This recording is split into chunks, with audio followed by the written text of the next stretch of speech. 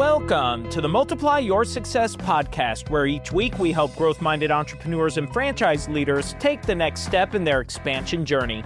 I'm your host, Tom Dufour, CEO of Big Sky Franchise Team, and welcome to our special anniversary episode of the Multiply Your Success podcast. Today, we are celebrating our 6-year anniversary of the podcast. It's really hard to believe it's been that long, and yet at the same time, it feels like it just started.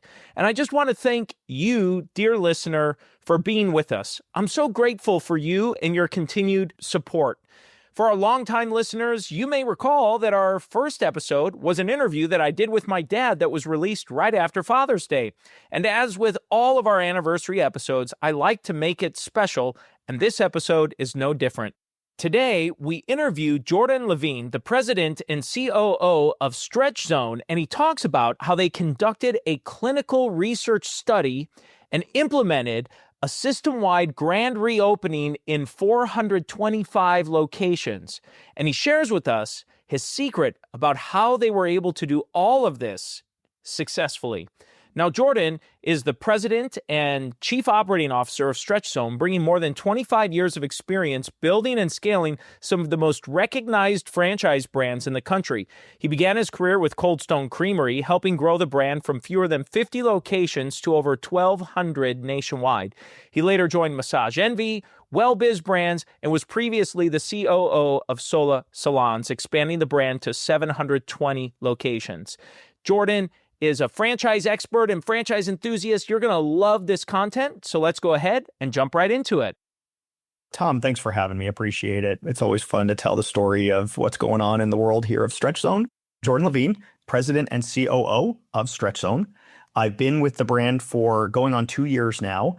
In dog years, it feels a lot longer, but I've spent my whole career. I used to say 25 years in franchising, but I think I said that a couple years ago. So now it's actually more than that, but it just feels good to say 25 years in franchising. I cut my teeth first in early days of the Cold Stone Creamery brand when we were building something great. I mean, we took this from a local hometown mom and pop franchise in Phoenix, Arizona, Scottsdale, Arizona, to what it became all around the world. I spent a number of years with, I've been with great brands. I'm very, very lucky. Spent a number of years with Massage Envy brand, and we took that and also kind of did the same thing and took that to really become a household name. From there, spent a number of years with WellBiz Brands, which sort of is a platform franchise for Amazing Lash, Dry Bar, Elements Massage, several different brands, most recently at Sola Salons prior to coming here. So it's been just a really, really wonderful 25 plus years, we'll say, in the franchise space, working with great people and great brands. And you really do get to learn the things that work and the things that don't work in franchising. And so to come here to Stretch Zone now, it's not even new anymore, but to be 2+ years now at Stretch Zone, to take all those things that you've learned along your career to here, it's just really fun to be in this chair now. Really fun. Well, you have such a wealth of franchise experience and background and being a part of many different franchise systems. And one of the big reasons for at least part of the press tour here is some research that's recently come out. And so let's talk a little bit about this research and make that the starting point for us today. Don't mind if we do. Yeah, it's an exciting time for us here at Stretch Zone. So Stretch Zone has been around for quite some time. And flash forward to today, for many, many, many years, we have heard time and time again how wonderful assisted stretch can be and how it helps people. My father, 82 years old, gets stretched every week. I get stretched. I've been getting stretched for years. I'm a marathon runner, and it sort of crosses the gamut who can benefit from assisted stretching, from the athlete all the way to your aging parents and everybody in between. And typically what I'll do when people are unfamiliar with what assisted stretching is in a group of people, I'll have people raise their hand if you think that stretching is good. Every hand goes up in the room. Keep your hand up if you actually stretch, and the hands go down. Everybody's hands go down. So everybody thinks it's good and believes that it's good. How many are actually doing it? Very few. So, Stretch Zone, all we ask that you do is get on a table, lay on a table. We do all the work. You don't have to sweat. You don't have to, we do all the work. And so for years and years and years, we have heard time and time again from folks about the wonderful benefits that they feel. We see it every day, walking taller, feeling better, all the different things. And we said, okay, it's probably time that we put our money where our mouth is and understand what that actually really means. And so we actually conducted and commissioned an actual clinical research study to understand the efficacy, the true efficacy of the stretch that we provide. And we were blown away with what it came back with. Well, I should say we were blown away and we weren't, because it validated what we thought we already knew. But to actually see it in black and white and to see it published in an actual peer-reviewed medical journal, the Journal of Musculoskeletal Disorders and Treatment, like, it legitimizes what we already knew. And what we found is, what we thought we would find is, it makes people feel better and all these sort of things anecdotally that we've heard.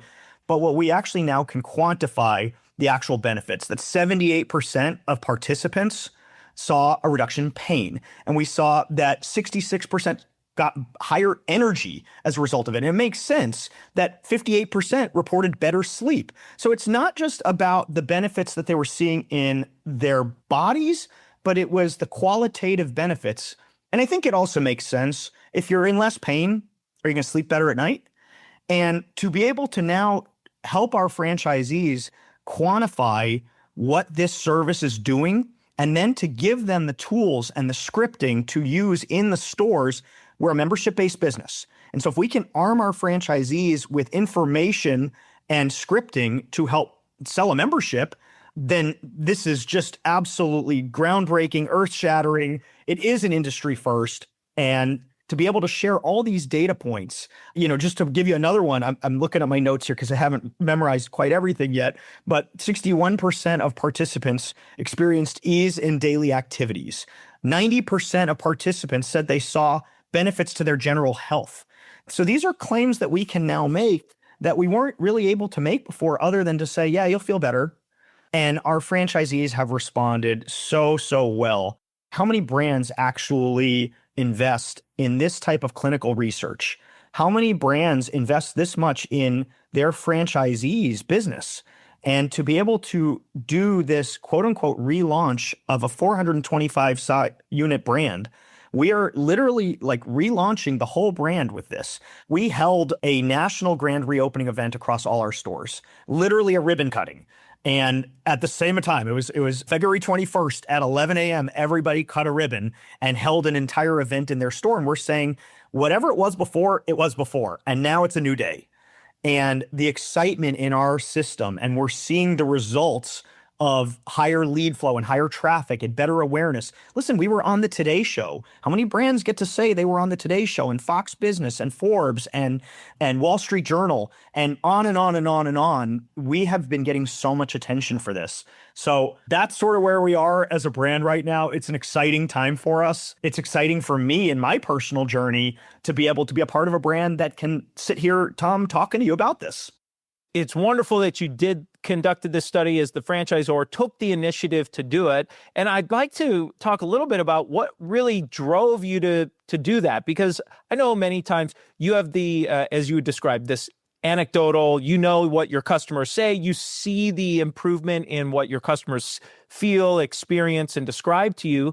And for most brands that exist out there, that's good enough, and because they know they are making a difference. But you decided to take this extra step and, what I would imagine, help fund researchers to come in and get these scientists in and medical researchers come in and do all of this and take the time and effort in making that happen. So what was it internally that led you all to say, we need to do this, we ought to do this and invest in that as an organization?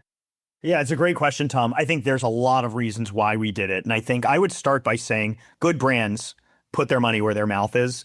And what I would say is, you watch TV every day and it's like, 9 out of 10 doctors recommend this, or 4 out of 5 dentists recommend this toothpaste. And it's like, to make those claims, you have to have data and research with which to make legitimate claims.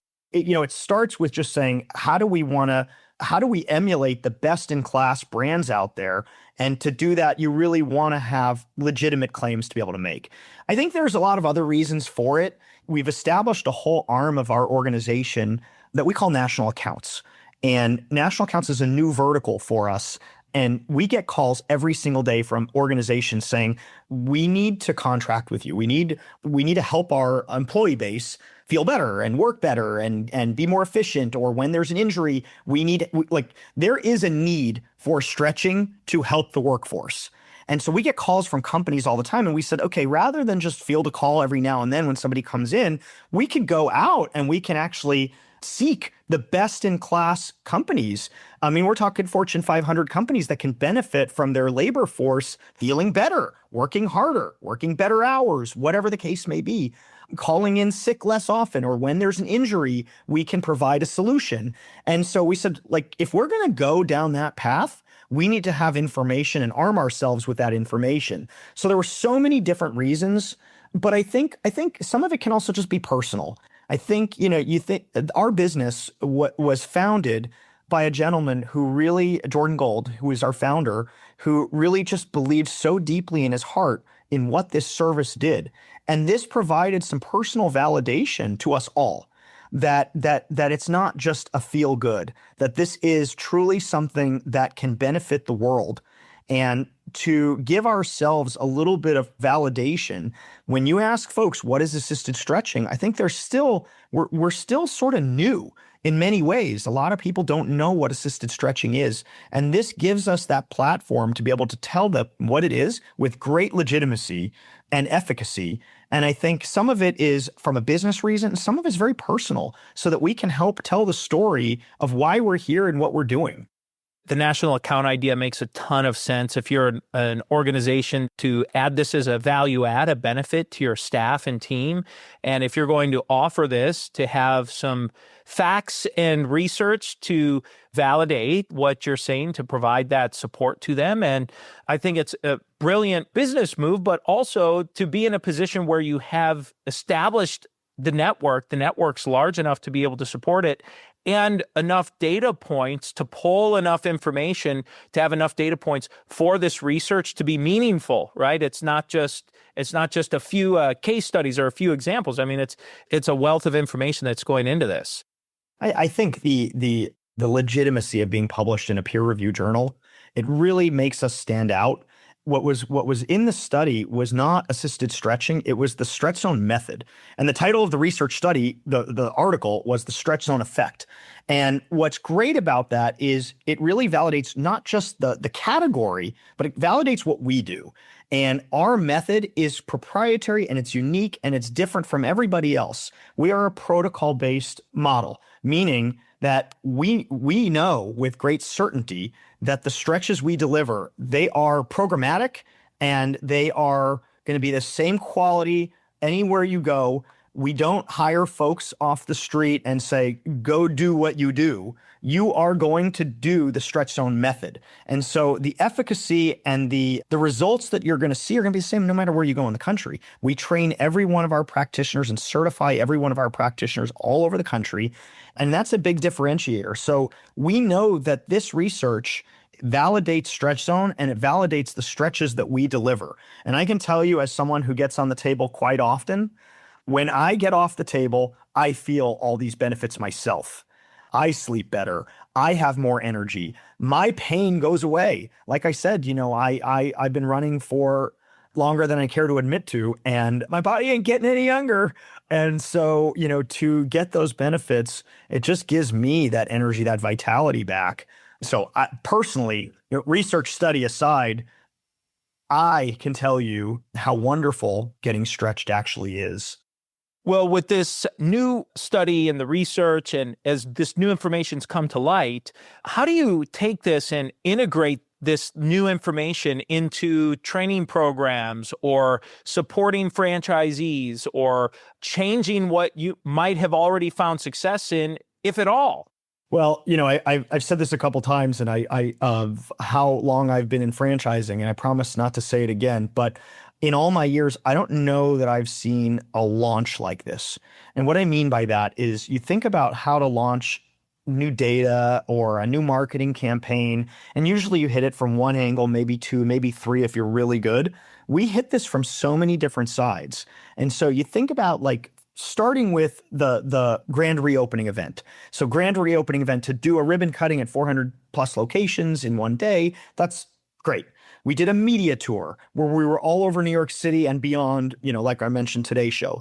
Then we went to our email database. Listen, we have 2.5 million emails in our database. What are we doing with that? So we go to that. We've done in the store, we've done an in-store marketing blitz. In all of our years, we've never really rebranded or re-energized the store. So when you walk in the store now, something's different.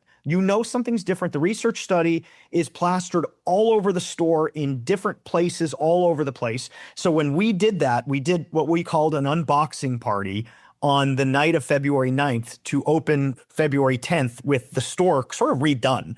The excitement level that our franchisees and our team members felt, and the pride that people felt when they welcomed people on in the store on February 10th to tell a new story, and people walked in and they noticed.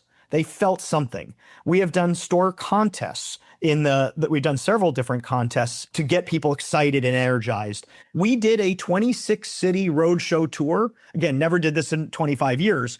A 26 city roadshow tour where we went all over the country doing some remedial training on this. I mean, we had almost 1,000 people in attendance in our 26 cities. Me personally, I did almost half of them. I was in almost half of them myself. And so to go from city to city to city to tell this story and to feel the energy in the room that people were feeling and the excitement, I think you can launch something this exciting. And if you don't launch it well and you don't launch it right and you don't build the excitement, what are we doing here? Why are we doing this? And I can tell you time and time again, brands, they get the mind, but they don't get the heart. And if you don't get people to believe and to understand, to be excited, you miss something. And I think franchising is the simplest business in the world. When everybody feels the feelings, magic happens. And that it's about connectivity and it's about relationships. And there's a lot we can do on Zoom. There's a lot that you can't do on Zoom. And to literally look eye to eye in person is the magic. And to do 26 cities, big undertaking and well worth it. And so you kind of put all these different things together that we did, down to retraining the staff and giving new scripting tools on how to incorporate the research findings into the scripting that we use and to incorporate these as discussion points. Like I said, it's working and it's exciting. And I think this is probably the best launch in my humble background that I've seen. And I say that, I guess in many ways, it takes away from all the other launches I've done in my career, but it's still exciting to be part of this now. Well, certainly. And of course, all those previous launches, it helped get you to this point, right? It's kind of stacking on top of one another.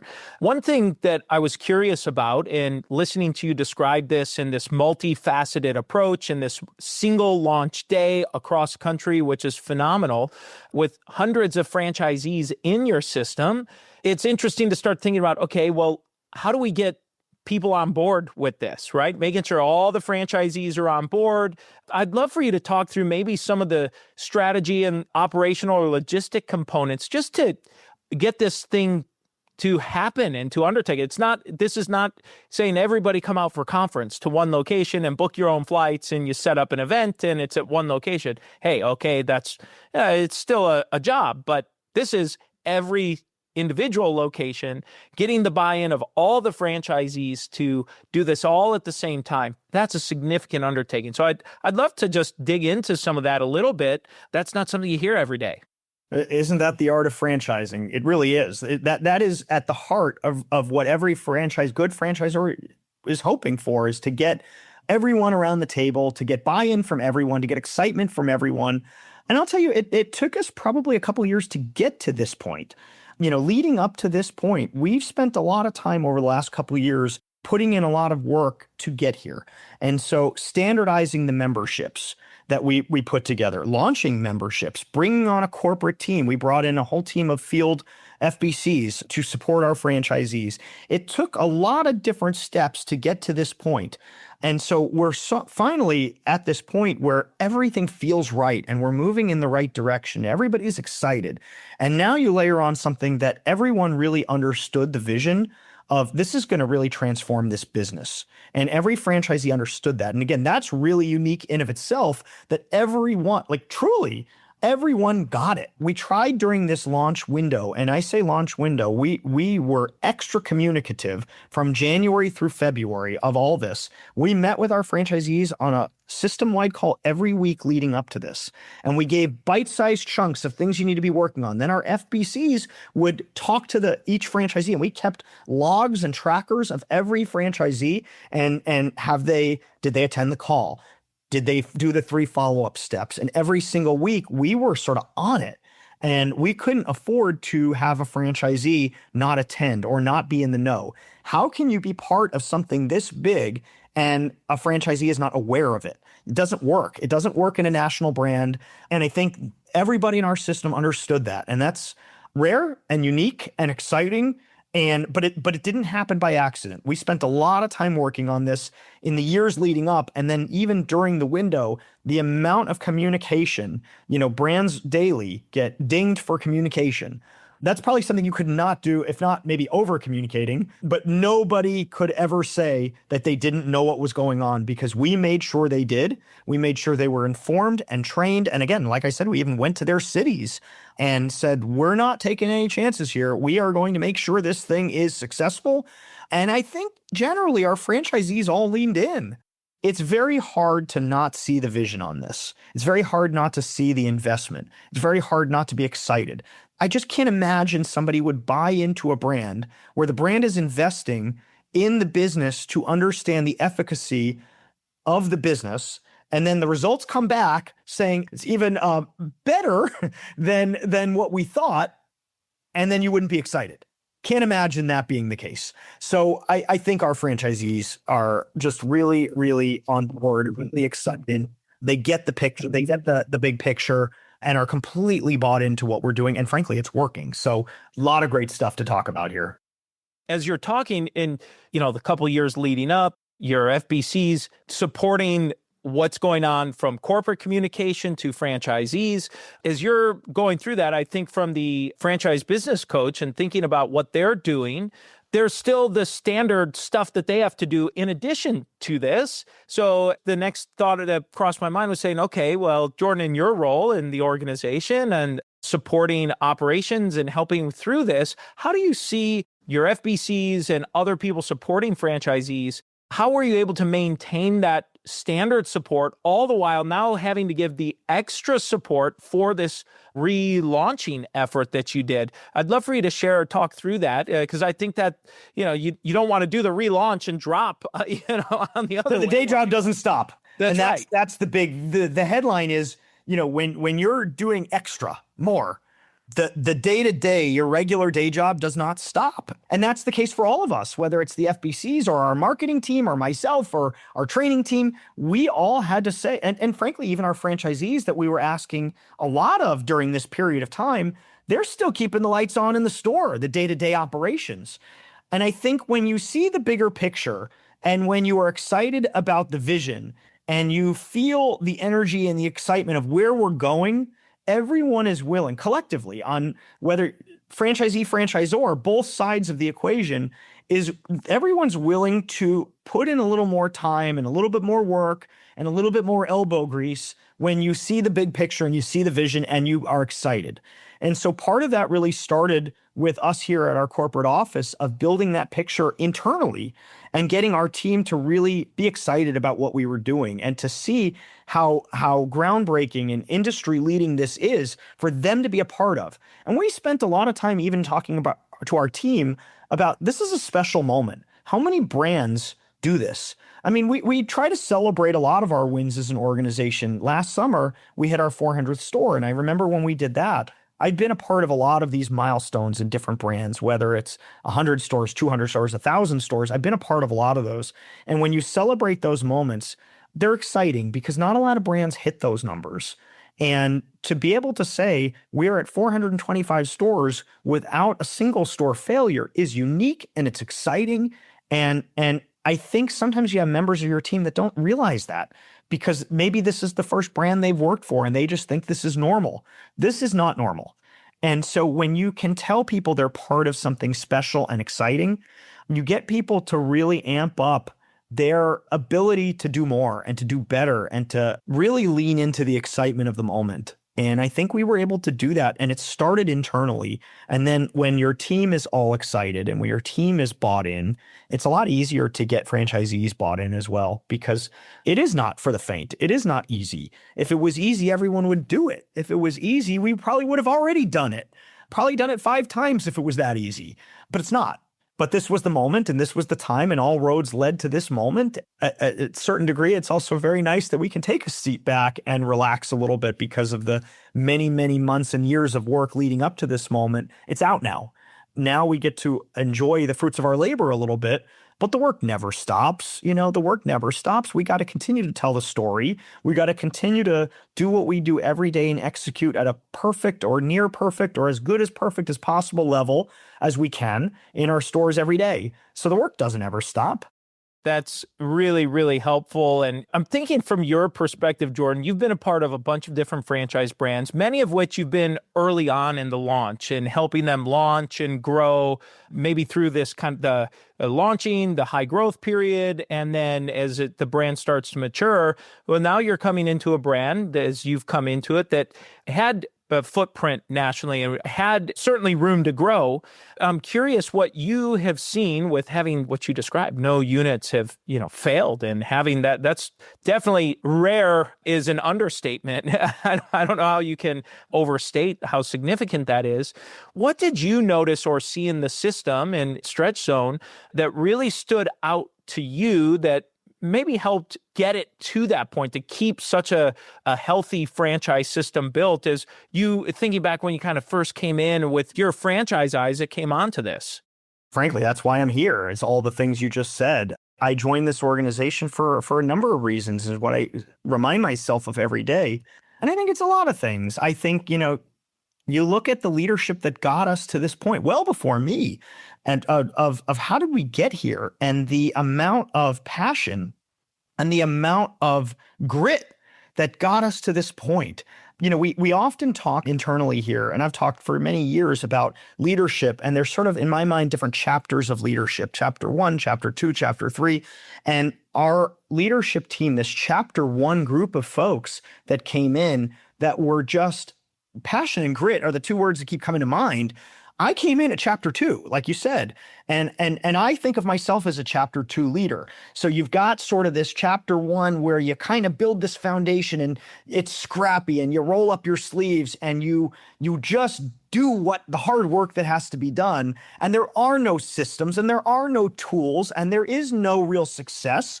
And there is, you just do it. You just get it done every day.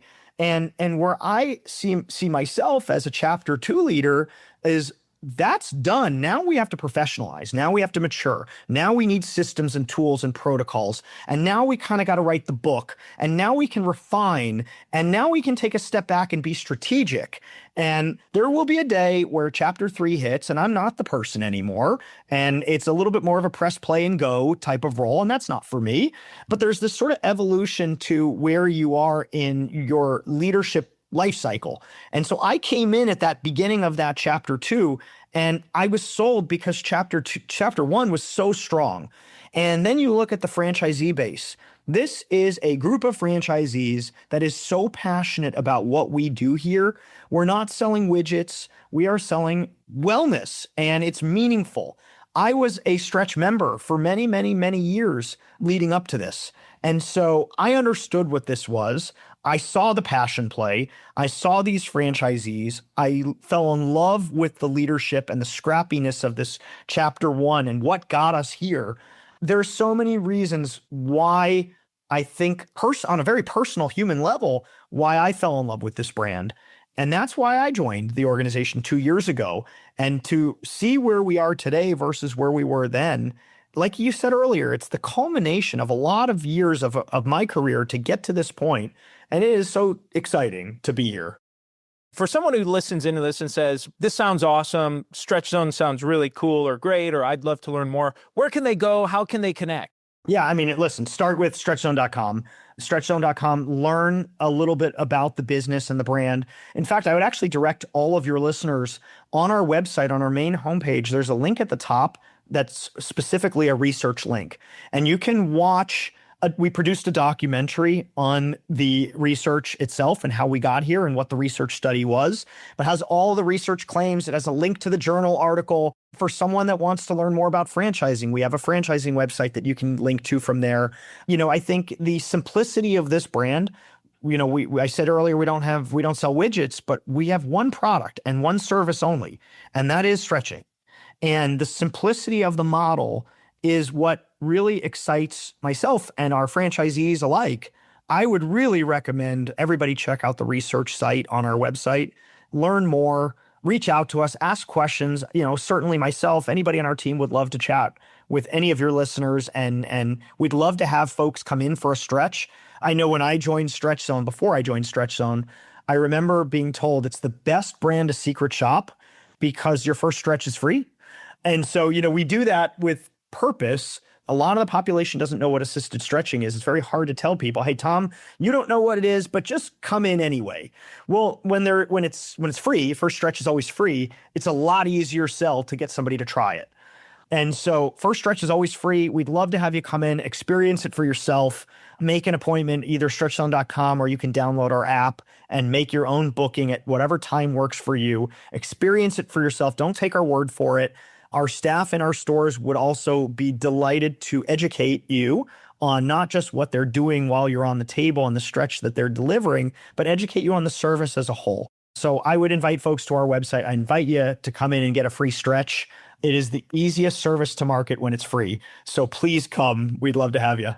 Well, Jordan, this is a great time in the show. We make a transition. We ask every guest the same 4 questions before they go. And the first question we ask is, have you had a miss or 2 on your journey and something you learned from it? How much time you got? A lot of misses.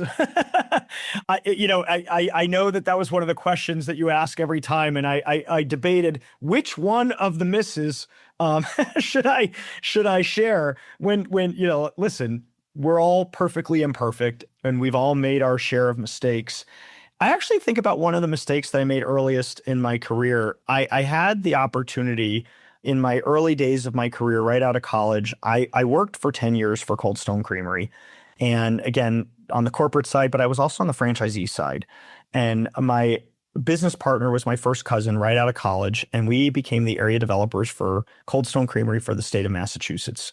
And we opened up 20 plus stores in our years there. And when I tell you that was my unofficial MBA program, I came out of college and I thought I knew everything. And boy, was that humbling. The mistakes that we made along the way, every last one of them, I'm grateful for them, but talk about mistakes.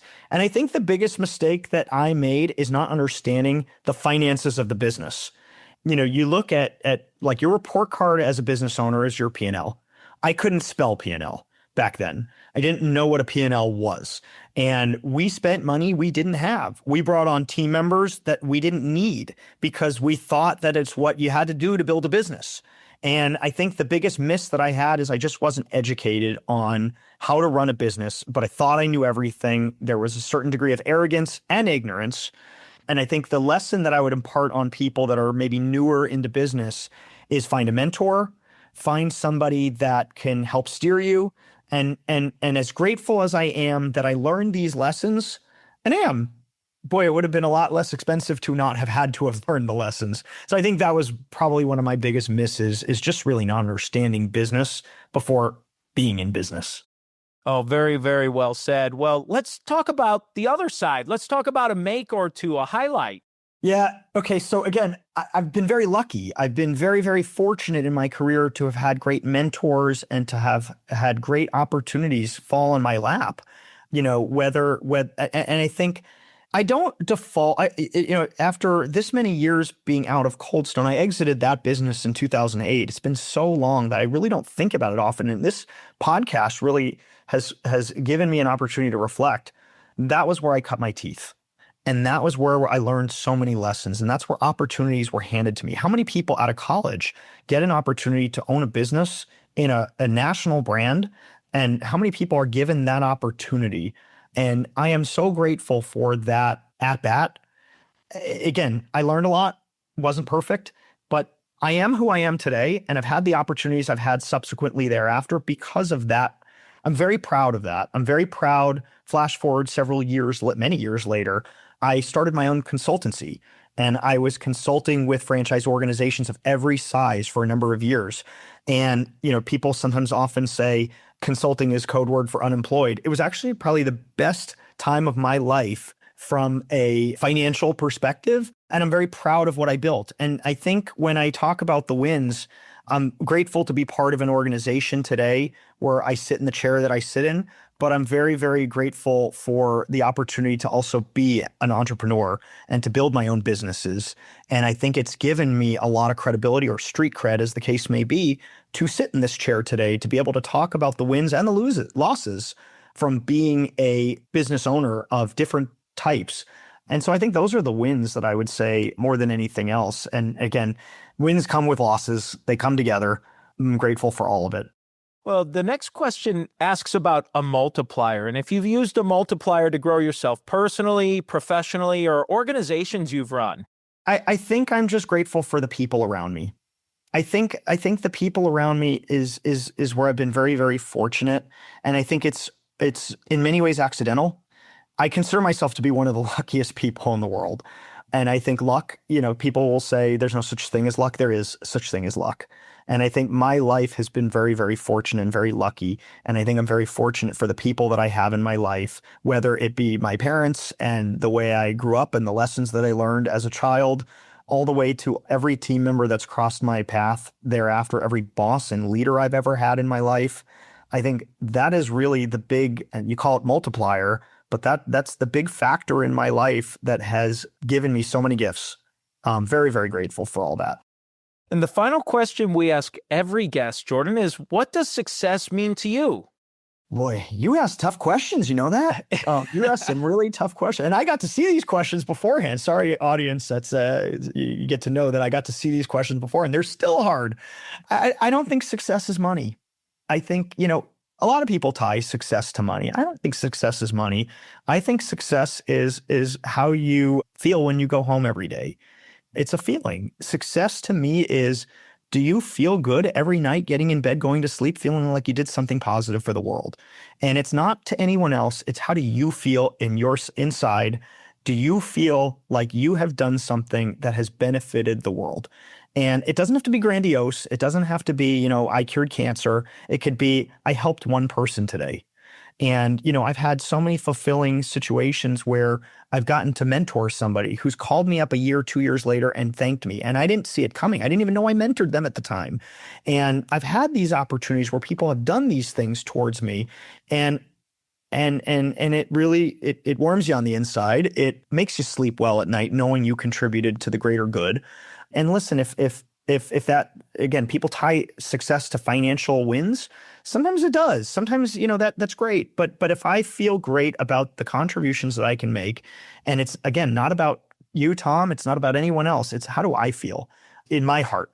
If I can go to bed feeling better that I have contributed, then that's success. And Jordan, as we bring this to a close, is there anything you're hoping to share or get across that you haven't had a chance to yet? Tom, we've covered a lot of ground today, and I appreciate just the forum and the platform to tell the Stretch Zone story and to talk about some of the wins and the advice. And again, maybe it's this podcast that makes me sleep well tonight, sharing some of the insights and the learnings that we've had. If one of your listeners hears this and says, maybe there's something here that I can do and something that I can take and apply to my business, then I can feel really good and successful today just for even being able to share some of this. And so I appreciate the time. I always appreciate the time to tell the story of this brand that I'm very lucky to be a part of. Jordan, thank you so much for a fantastic interview. And let's go ahead and jump into today's 3 key takeaways. Takeaway number 1 is when he talked about conducting the research itself. And I thought that was just a great focus. They said, we wanted to test the efficacy and see how this works. He said, just think about how many brands invest this much research for their entire system. Probably not a whole lot. Takeaway number 2 is when he talked about why they did what they did. Good brands put money where their mouth is. I thought that was a great quote. I said, okay, we want to see, what does this actually say? And he said he was trying to emulate, or they were trying to emulate other successful brands. And they have another component to try to grow local business for their franchisees if they could validate through research what they were already experiencing and seeing in their customers, that they want to be able to build national accounts. I thought that was great. And takeaway number 3 is when he talked about how he got this done. So he talked about the research itself, why they did it, and takeaway 3 is how did they do that? And I thought it was fantastic. And he said, it's really the art of franchising and it's communication. He said they over-communicated with their franchisees, holding a regularly scheduled weekly, almost what it sounded like town hall session, where they were letting the franchisees know what was going on, kind of a grand opening checklist of meeting up, and then having their franchise business coaches, the FBCs, if you're not familiar with that term, FBC or franchise business coach, having them make sure the franchisees keep the franchisees on track. And I thought that was great. And when I asked him, well, how did you do that and your regular field support? He said, well, we just did it. We had to do both. Our FBCs had to keep that support in place. And so I thought those were some fantastic takeaways from the show today of what they did and why and how they decided to do it. And now it's time for today's win-win. So today's win-win comes from Jordan's quote he said, good brands put their money where their mouth is. And to me, the win-win here is what he's trying to say is, if you're going to talk about something, have a differentiator, do something with it, talk about it, do something to help the franchise system, help your franchisees, help your customers. This research that they did, I thought was just a fantastic example of something that a franchisor can do that will benefit all of their franchisees, provide a differentiator in the market, and add value to their customers, the end customer at the end of the day as well. So to me, this was a win-win across the board. And really, the takeaway also in this win-win is for you to think about how can you apply this kind of idea to your own business. Maybe it's not a study. Maybe it's a marketing project. Maybe it's a unique differentiator. If you're a brand new franchisor, you probably have limited budget and limited resources and limited staff that you're working with. But there are things you can do, and we help our clients through things like this all the time.